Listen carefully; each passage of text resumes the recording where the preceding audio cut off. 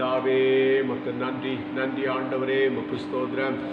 இந்த அருமையான ஆண்டவரே 8வது மாதத்துக்காக கொடாக்குடி ஸ்தோத்திரம். இந்த முதல் ஞாயிற்றுக்கிழமைக்காக நன்றி ஆண்டவரே. இந்த நாளிலும் ஆண்டவரே இந்த வீடியோ செய்திக்காக நாங்கள் செபிக்கிறோம். தூரத்திலும் சமயத்திலும் ஆண்டவரே இந்த வீடியோ காட்சியை காண்கிற ஒவ்வொருவரையும் ஆசீர்வதிப்பீராக. இதன் மூலம் உடைய பிள்ளைகளுடைய ஆவிக்குரிய ஜீவியம் ஆண்டவர் வளர முடியாது, விசுவாசத்தில் பெருக முடியாக நாங்கள் ஒப்பு கொடுத்து செபிக்கிறோம். ஆண்டவரே முற்றிலுமாய் உடைய பொறுப்புள்ள கரத்திலே வைக்கிறோம். இயேசுவின் நாமத்தில் வேண்டுகிறோம் பிதாவே, ஆமேன். இந்த அருமையான காலை வேளையில் இந்த வீடியோ செய்தியை பார்க்கிற ஒவ்வொருவருக்கும் சிவகிரி ரேமா ஏஜி சர்ச்சின் மூலம் வாழ்த்துக்களை சொல்கிறோம். இந்த அருமையான வேளையில் கர்த்தருக்கு ஸ்தோத்திரம். நம்முடைய விசுவாசம் வளரும்படியாக ஒரு பாடலை பாடி தேவனை மகிமைப்படுத்துவோம். உனக்கொருவர் இருக்கிறார், உன்னை விசாரிக்க துடிக்கிறார், உன்னையும் என்னையும் இயேசு நேசிக்கிறார். அவர் உள்ளங்கைகளில் வரைந்திருக்கிறார், அவர் உள்ளங்கைகளில் வரைந்திருக்கிறார். உனக்கொருவர் இருக்கிறார், உன்னை விசாரிக்க துடிக்கிறார், உன்னையும் என்னையும் இயேசு நேசிக்கிறார். அவர் உள்ளங்கைகளில் வரைந்திருக்கிறார், உன்னை உள்ளங்கைகளில் வரைந்திருக்கிறார். ஆகாதவன் என்று உன்னை யார் தள்ளினாலும் ஆபிரகாம் தேவன் உன்னை தள்ளிடுவாரோ? ஆகாதவன் என்று உன்னை யார் தள்ளினாலும் ஆபிரகாம் தேவன் உன்னை தள்ளிடுவாரோ? தஞ்சம் என்று வருபவரை தள்ளாத நேசரவர், தஞ்சம் என்று வருபவரை தள்ளாத நேசரவர். அஞ்சிடாதே மகனே மகளே என்று உன்னை தேற்றிடவே உனக்கொருவர் இருக்கிறார், உன்னை விசாரிக்க துடிக்கிறார், உன்னையும் என்னையும் இயேசு நேசிக்கிறார். அவர் உள்ளங்கைகளில் வரைந்திருக்கிறார், அவர் உள்ளங்கைகளில் வரைந்திருக்கிறார். தர்மையான காலை வேளையிலே ஒரு தகப்பனிடத்திலே ஆண்டவர் சொன்ன சம்பவத்தையும் அவன் ஆண்டவரிடத்திலே ஏற்ற விண்ணப்பத்தையும் தர்மையான காலை வேளையிலே நாம் தியானிக்க போகிறோம். மார்க் எழுதின சுவிசேஷம் 9ஆம் அதிகாரம், மார்க் எழுதின சுவிசேஷம் 9ஆம் அதிகாரம் 23-24 வசனங்களை வாசியுங்கள். இயேசு அவனை நோக்கி, நீ விசுவாசிக்க கூடுமானால் ஆகும், விசுவாசிக்கிறவனுக்கு எல்லாம் கூடும் என்றார். உடனே பிள்ளையின் தகப்பன், விசுவாசிக்கிறேன் ஆண்டவரே, என் அவிசுவாசம் நீங்கும்படி உதவி செய்யும் என்று கண்ணீரோடே சத்தமிட்டு சொன்னார். இந்த அருமையான சத்தியத்திற்கு இந்த தகப்பனுடைய விசுவாசத்திற்காக செபிக்கிறதை நாம் பார்க்கிறோம். தன்னுடைய குமாரனை ஆண்டவருடைய சீசர்களிடத்திலே கொண்டு வந்தார்கள்.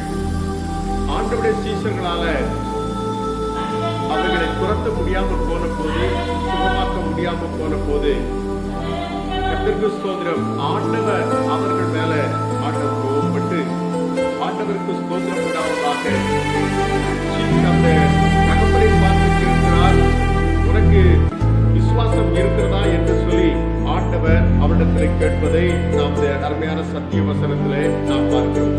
கர்த்தருடைய நாமம் உயர்த்தப்படுவதாக. உடனே அவர் சொல்கிறார், நான் விசுவாசிக்கிறேன் ஆண்டவரே, என் அவிசுவாசம் நீங்க எனக்கு உதவி செய்யும் என்று சொல்லி அவர் கேட்கிறார். கர்த்தருடைய நாமம் உயர்த்தப்படுவதாக. உடனே ஆண்டவர் அவருடைய மகனுக்கு சுரப்படுவதை இந்த அருமையான வசனத்திலே நாம் பார்க்கிறோம்.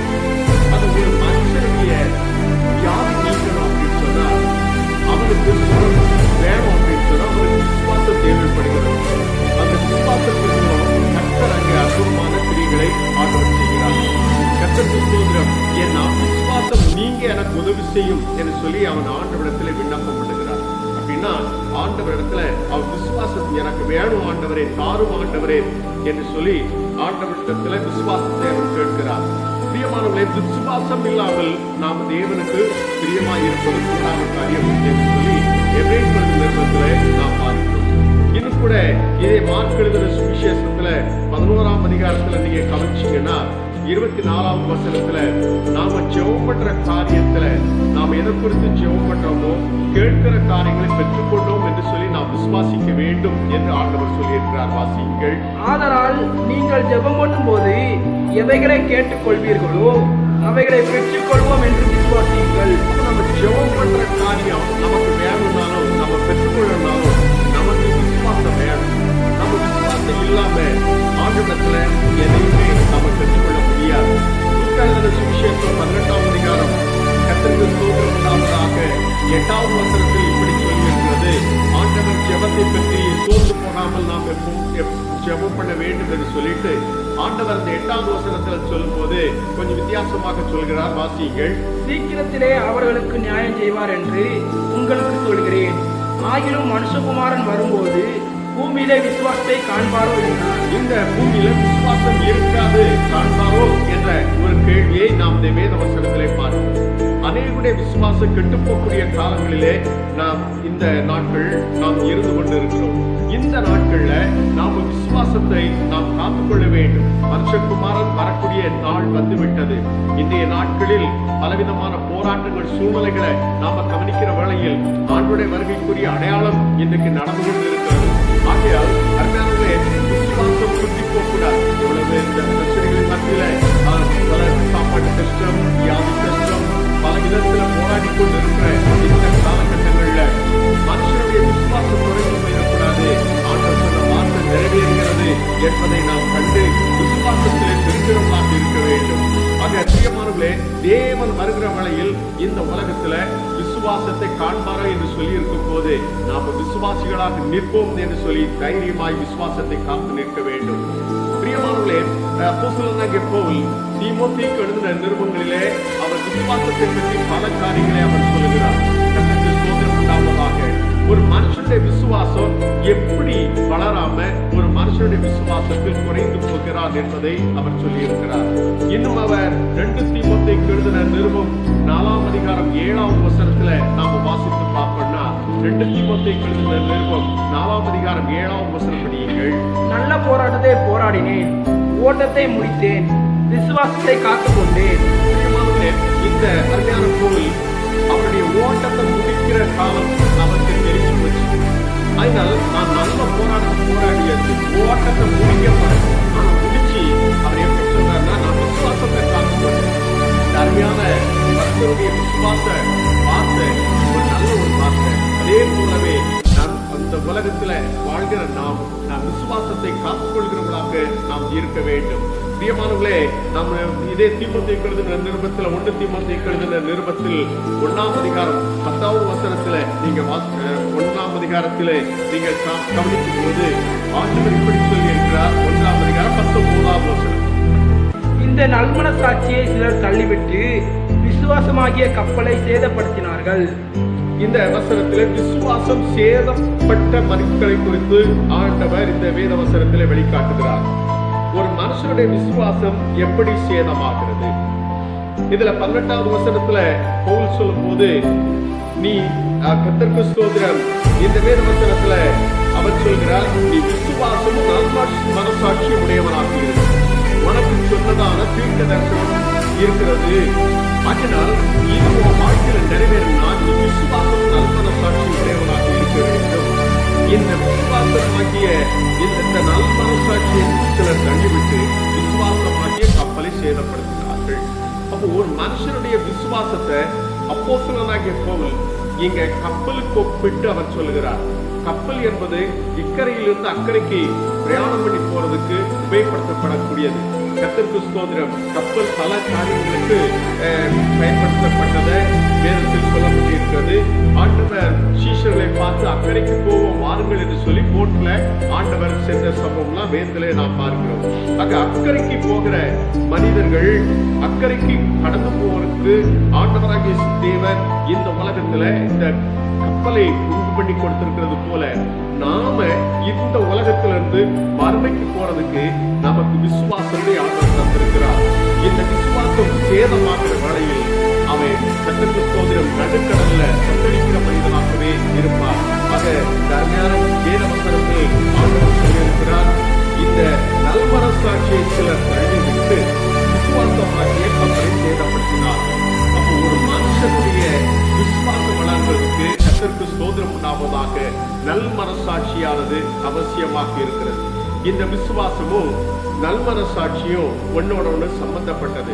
ஒரு மனுஷனுடைய விசுவாசம் வளரணும் அப்படின்னு சொன்னா நல் மனசாட்சி உடையவனாக இருக்க வேண்டும். பிரியமானவர்களே, இதே சொல்லும்போது நீ விசுவாசம் நல் மனசாட்சி உடையவனாக இரு என்று சொல்லி தெளிவாக இந்த 18ஆம் வசனத்திலே சொல்லியிருக்கிறார். ஆக அருமையானவர்களே, நாம விசுவாசத்துல வளரணும்னா நல் மனசாட்சி உடையவனாக இருக்க வேண்டும். பிரியமானவர்களே, ரோமர்கள் நிறுவனம் 2ஆம் அதிகாரம் 15ஆம் வசனத்துல பவுல் இப்படி சொல்லி இருக்கிறார். இந்த அருமையான வேத வசனத்தை கவனிப்பீர்கள் என்றால் ரோமர்கள் நிறுவனம் 2ஆம் அதிகாரம் 15ஆம் வசனம்.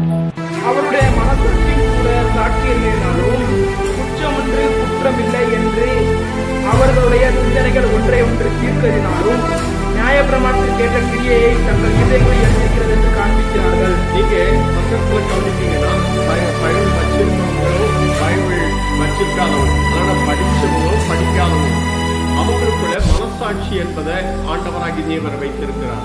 இந்த மனசாட்சி இந்த ஒவ்வொருத்தரும் குற்றம் உண்டு குற்றம் இல்லை என்று கர்த்தருக்கு ஸ்தோத்திரம் அது சாட்சி எடுக்கிறதாக இருக்கிறது.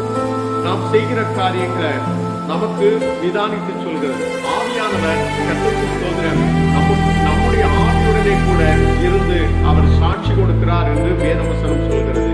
ஆக பிரியமானவர்களே, நம்ம மனசாட்சியை ஒரு மனுஷன் கெடுக்கிற வழியில, மனசாட்சிக்கு விரோதமாய் அவன் ஜீவிக்கிற வழியில் அவன் விசுவாசம் கெட்டு போய்விடுகிறது. ஒரு மனுஷன் இந்த உலகத்துல அவன் ஆண்டவருக்கு பிரியமற்ற காரியங்களை செய்கிற வழியில மனசாட்சியானது அவனுக்கு உறுத்து. அந்த மனசாட்சி அவனுக்கு சாட்சி எடுக்கிறதுக்கு கர்த்தருக்கு ஸ்தோத்திரம் நாம தப்பு செய்திருக்கோம் என்று சொல்லி திரும்பினா அவன் விசுவாசத்தை காத்துக் கொள்கிறான். வேதவசனம் இப்படி சொல்லுகிறது. 2 ராஜாக்கள் புத்தகம் 5ஆம் அதிகாரம் 26வது வசனம் வாசிக்கிறீர்கள். இங்கே எலிசாவை பற்றியும் கேயாசியை பற்றியும் இந்த அருமையான வேத பகுதியிலே ஆண்டவர் இப்படி சொல்லி இருக்கிறார். 5ஆம் அதிகாரம் 26வது வசனம் வாசியுங்கள். அப்பொழுது அவன் இவனை பார்த்து, அந்த மனுஷன் உனக்கு எதிர்கொண்டு வர தன் ரதத்திலிருந்து இறங்கி திரும்புகிற போது என் மனம் உன்னோட கூட செல்லவில்லையா? என் மனம் உன் மனம் கூட செல்லவில்லையா என்று சொல்லி எலிசா கேயாசியை பார்த்து கேட்கிறார். இது நாகமான் குஷ்டரோகி சம்பவம் இங்கே இருக்கிறது. நாகமான் சுகமான போது அவன் ஏராளமான வெகுமதிகளை எலிசாவுக்கு கொண்டு வந்து கொடுத்தார். அந்த எலிசாவானவன் அதை சந்தோஷமா வாங்காம இது எனக்கு வேண்டாம்னு சொல்லி அவன் விரட்டினான். இதை பார்த்தா கூட இருக்கிற கேயாசி, நம்முடைய எஜமான் கர்த்தருக்கு ஸ்தோத்திரம் இந்த பொருளை வேண்டாம்னு சொல்லிட்டாரு, நாமும் விடக்கூடாது, நாம போய் வாங்கணும் அப்படின்னு சொல்லி இந்த கேயாசி அவன் நாகமானை பின்தொடர்ந்து போய் சொல்லி அவன்கிட்ட கேட்பதை நாம் இந்த வேத பகுதியில காண முடியும். அவன் அதிகம் கொடுக்கிறான். கொடுத்ததை இவன் வாங்கிக் கொண்ட தன் வீட்டுக்குள்ள கொஞ்சம் வச்சுட்டு மறுபடி போய் எலிசாவுக்கு முன்னால் போய் நிற்கிறார். நிற்கிற வழியில எலிசா கேட்கிறாரு, நீ எங்க போன அப்படின்னு சொல்லி கேட்கிற வழியில அவன் சொன்னவன் அதுக்கும் நான் போய் சொல்றான். 25ஆம் வசனம் படிங்க. பின்பு அவன் உள்ளே போய் தன் எஜமானுக்கு முன்பாக நின்றான். கேயாசியே, எங்கிருந்து வந்தா என்று எலிசா அவனை கேட்டதற்கு அவன், உமது அடியான் எங்கும் போகவில்லை என்றான். நான் எங்கேயும் போகல அப்படின்னு சொல்லி அவன் போய் சொல்றான். ஆக இவன் அதைத்தான் எலிசா சொல்றார், நீ அவன்கிட்ட போய் வாங்க போகிற வேலையில அவன் உனக்கு எதிர்கொண்டு வரும்போது என்னுடைய மனம் உன் மனசுல அங்க பேசலையா என்று சொல்லி கேட்பதற்கு போல அவர் கேட்கிறார். கர்த்தருக்கு ஸ்தோத்திரம். தன் ரதத்திலிருந்து இறங்கி திரும்புகிற போது என் மனம் உடனே கூட சொல்லவில்லையா என்று சொல்லி அவன் சொல்கிறான். ஆக அந்த மனசாட்சி அவனுக்குள்ள பேசுது. தேவனுடைய ஆவியானவர் நம்முடைய ஆவியுடனே கூட அவர் சாட்சி இருக்கிறவர்களாக இருக்கிறார். இந்த நல்மனசாட்சியை கேயாசி தள்ளுனதுனால இவன் குஷ்டரோகியாகி சபைக்குள்ளே இல்லாதபடி, விசுவாச வீரர்களுக்கு உள்ளே இல்லாதபடிக்கு அவன் விளக்கப்பட்டதை நாம் இந்த வேத பகுதியிலே காண முடியும். ஆக பிரியமானவர்களே, ஒரு மனுஷனுடைய விசுவாசம் வளரணும்னா மனசாட்சியின்படி அவன் ஜீவிக்கிறவனாக இருக்க வேண்டும். நம்ம மனசுல நம்ம மனசாட்சி சாட்சி இருக்கிற அந்த சாட்சிக்கு கீழ்ப்படிய வேண்டும். அதை தள்ளுனதுனால கேயாசி தள்ளப்பட்டு போனார். இன்னொரு சம்பவத்தை நீங்கள் கவனிப்பீர்கள் என்றால் 1 சாமுவேல் புஸ்தகம் 24ஆம் அதிகாரம் 5ஆம் வசனம் கவனிப்பீர்கள் என்றால் 1 சாமுவேல் புஸ்தகம் 24 அதிகாரம் 5வது வசனம் படியுங்கள். தாவீது சவுலின் சால்வையை தொங்கலை அறுத்து கொண்டது நிமித்தம் அவன் மனது அடித்துக் கொண்டிருந்தது. கர்த்தருக்கு ஸ்தோத்திரம் உண்டாவதாக. சவுல் தாவீதை பிடிக்க வருகிறார். சவுல் தாவீதை பிடிக்க வருகிற வேளையில தாவீதானவர் ஒரு குகைக்குள்ளே அங்கே ஒளிந்திருக்கிறார். அதே குகைக்குள் இந்த சவுலானவர் அங்கே மலஜலாபிக்க வருகிறார். அந்த வேளையில கர்த்தருக்கு ஸ்தோத்திரம், தாவீதானவர் அவருடைய வஸ்திர துங்களை அறுத்து கொண்டார். தாவீது சவுலுடைய வஸ்திர துங்களை அறுத்து கொண்டதுனால அவன் இருதயம், அவன் மனசு அடித்தது என்று சொல்லப்பட்டிருக்கிறது. அவருடைய மனசு அடித்தது, மனசு உறுத்தது. கர்த்தருக்கு ஸ்தோத்திரம். ஏனென்றால் இது அபிஷேகம் பெற்ற ஒரு மனுஷனுடைய வஸ்திரத்தை அறுத்து கொண்டேனே என்று சொல்லி அவன் மனசு அடித்தது. ஏன் ஆகியனால்தான் இந்த தாவீது சவுலுக்காட்டிலும் மேலான ஒரு மனிதனாக மாறினான். அருமையான கால வேளையில அருமையான கர்த்தருடைய பிள்ளைகளை, நாம ஜெபம் பண்ணாத குறித்து ஆவியானவர் நம்முடைய மனசுல ஆவி உணர்த்துவார். நாம வேதம் வாசிக்காத குறித்து ஆவியானவர் உணர்த்துவார். ஆண்டவருக்கு பிரியமற்ற காரியங்களை நாம செய்யும் போது ஆவியானவர் நமக்கு உணர்த்துவார். அந்த ஆவியானவர் நமக்கு உணர்த்துற அந்த மனசாட்சிக்கு கர்த்தருக்கு ஸ்தோத்திரம், போல் இதை சொல்லுவோம் மனசின் பிரமாணம் என்று சொல்கிறார். அவைகளுக்கு நாம் கீழ்ப்படிய வேண்டும். ஆவியானவருக்கு நாம் கீழ்ப்படியும் போது தேவன் நமக்கு விசுவாசத்தை இன்னும் வளர பண்ணுகிறார். ஒரு மனுஷனுடைய விசுவாசம் மனசாட்சியை, நல்ல மனசாட்சியை தழுகிற வரையில் அந்த மனுஷனுடைய விசுவாசம் குறைந்து போகிறது. கர்த்தருடைய நாமம் உயர்த்தப்படுவதாக. இன்னும் ஒரு காரியத்தையும் பவுல் சொல்லி இருக்கிறார். ஒரு மனுஷனுடைய விசுவாசம் எப்படி கெட்டு போகிறது என்று நீங்க வாசிக்கும் போது 1 தீமோத்தேயுக்கு எழுதின நிருபம்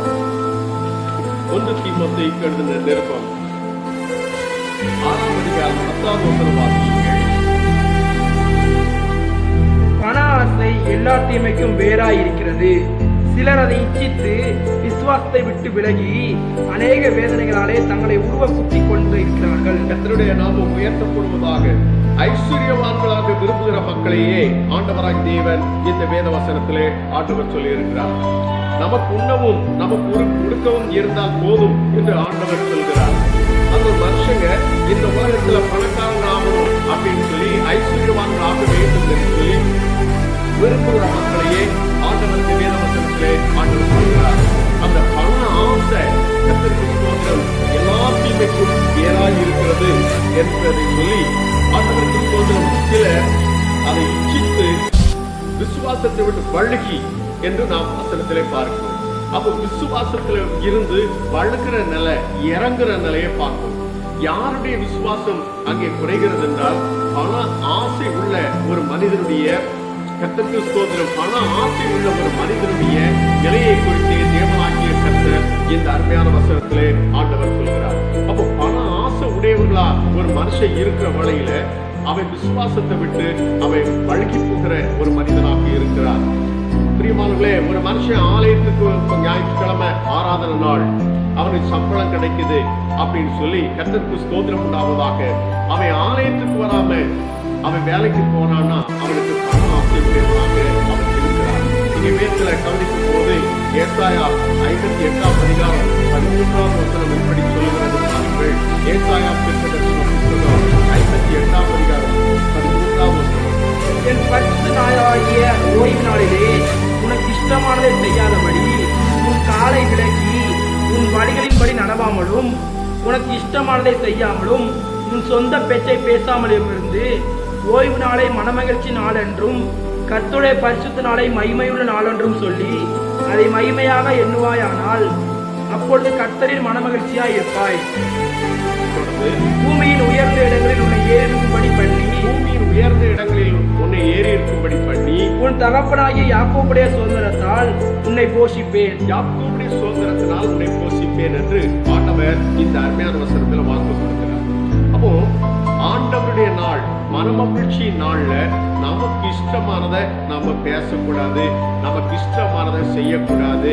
ஆக ஒரு மனுஷன் பணஆசை உடையவனாக இருப்பான் அப்படின்னா கர்த்தருக்கு ஸ்தோத்திரம் உண்டாவதாக.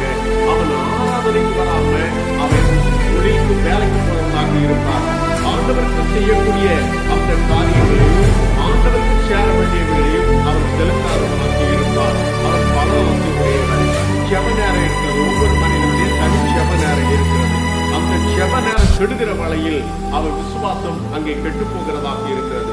ஆக பிரியமானவர்களே, ஒரு மனுஷனுடைய விசுவாசம் எப்ப கெடுது அப்படின்னு சொன்னா அவனுடைய வாழ்வில கர்த்தருக்கு ஸ்தோத்திரம் உண்டாவதாக மன ஆசை உடையவனாக இருக்கும் போது அவனுடைய விசுவாசம் கெட்டு போகிறது. தான் இந்த வேத வசனத்திலே அவர் சொல்கிறார், சிலர் இதை இச்சித்து விசுவாசத்தை விட்டு வழுவி என்று சொல்லி இந்த அருமையான சத்திய வசனத்திலே சொல்லப்பட்டிருக்கிறது. வேதத்திலே யோசுவா புஸ்தகத்திலே ஆகான் என்கிற ஒரு மனிதனை குறித்து சொல்லப்பட்டிருக்கிறது. அவன் ஒரு பெரிய போர் வீரன். அவன் யூதா கோத்திரத்தைச் சேர்ந்தவன். ஆனால் அவன் தொடர்ந்து அந்த விசுவாச மக்களோடு கூட அவன் இருக்க முடியல. 7ஆம் அதிகாரம் 21ஆம் வசனம் கவனிச்சீங்கன்னா அவன் இச்சித்து எடுத்துக்கொண்டான் என்று சொல்லப்பட்டிருக்கிறது. கொள்ளையிலே நேர்த்தியான ஒரு பாபிலோனிய சால்வையையும் 200 வெள்ளி சேக்கலையும் 50 சேக்கல் நிறையான ஒரு பொன் பாலத்தையும் நான் கண்டு அவைகளை இச்சித்து எடுத்துக்கொண்டேன். அதனால விசுவாச வீரர்களுடைய அந்த கூட்டத்தோட அவன் இருக்க முடியல. வனாந்தரத்துல அவன் அழிந்து போனான். ஒரு மனுஷனுடைய விசுவாசம் பண ஆசையினால கெட்டு போகிறது. கர்த்தருக்கு ஸ்தோத்திரம். விசுவாசத்துல நாம வளர வேண்டும். மூன்றாவதாக நீங்க இதே கர்த்தருக்கு ஸ்தோத்திரம் தீமோத்தேயுவிலே கவனிக்கிற வேளையில 1 தீமோத்தேயு புத்தகம் 6ஆம் அதிகாரம் கர்த்தருடைய நாமம் உயர்த்தப்படுவதாக இந்த வேத வசனத்துல நீங்க கவனிக்கும் போது 20வது 21வது வசனம் படியுங்கள். ஓ தீமோத்தேயுவே, உன்னிடத்தில் ஒப்புவிக்கப்பட்டதை நீ காத்துக்கொண்டு சீர்கேடான வீண் பேச்சுகளுக்கும் ஞானமென்று பொய்யாய் பெயர் பற்றியிருக்கிற கொள்கைகளின் விபரீதங்களுக்கும் விலகு. சிலர் அதை பாராட்டி விசுவாசத்தை விட்டு வழுவி போனார்கள். விசுவாசத்தை விட்டு வழுகி போனார்கள். சிலர் அதை பாராட்டி விசுவாசத்தை விட்டு வழுகி போனார்கள். விசுவாசத்திலிருந்து வழுகிற நிலை ஏன் வருது அப்படின்னா சீர்கேடான வீண் பேச்சு இருக்கிற அந்த மக்களோட நாம கர்த்தருக்கு ஸ்தோத்திரம் நாம சேரக்கூடாது. கர்த்தருடைய நாமம் உயர்த்தப்படுவதாக.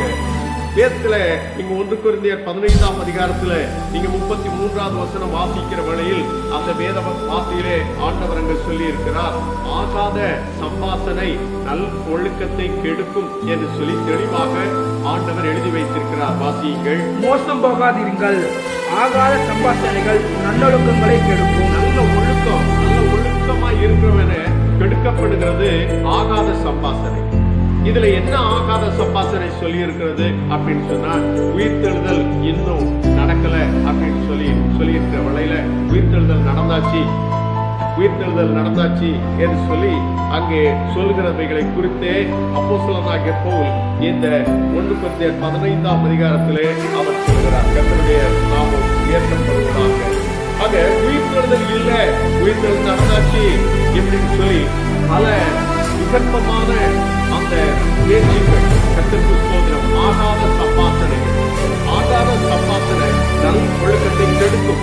அப்போ ஒரு மனுஷனுக்கு ஒழுக்கம் கெடுதல், விசுவாசம் கெடுத்தது ஆகாத மக்களோட உட்கார்ந்து அதிக நேரம் வீணா பேசுகிற ஒரு மனுஷனுடைய விசுவாசம் கெட்டு போய் விடுகிறது. ஆக ஒரு மனுஷனுடைய விசுவாசம் வளரணும்னா நீங்க வேதத்துல கவனிக்கும் போது லூக்கா எழுதின சுவிசேஷம் 24ஆம் அதிகாரம் 32வது வசனத்துல நீங்க கவனிச்சீங்கன்னா எம்மாவூர் சீசர்களுடைய பயணத்தை நாம் பார்க்கிறோம்.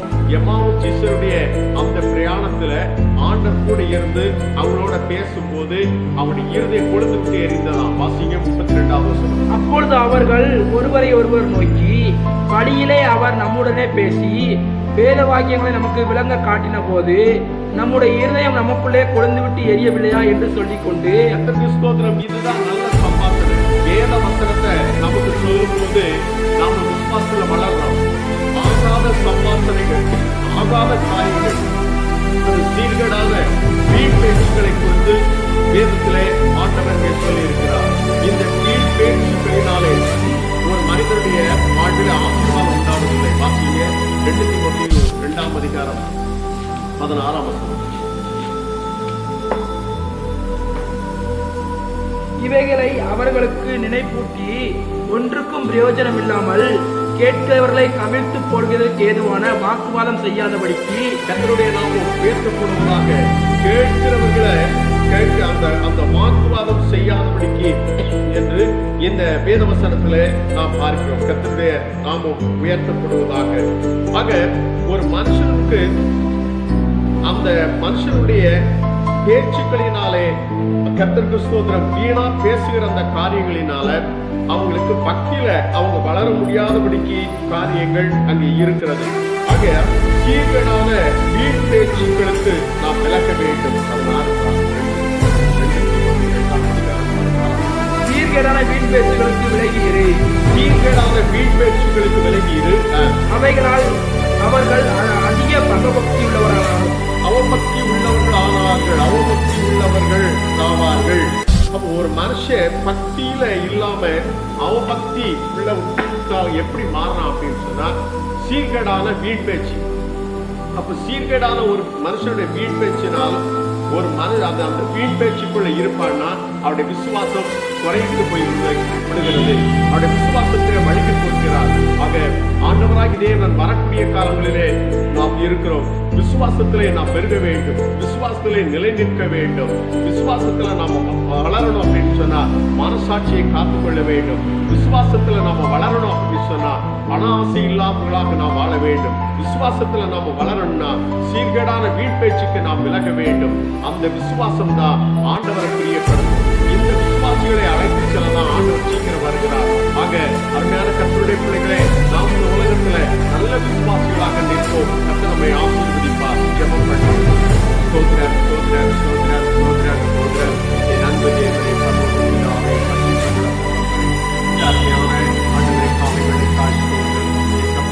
நன்றி. இந்த செய்தியை ஒவ்வொருவருக்கும் ஆசீர்வதித்துக் கொள்ளும்.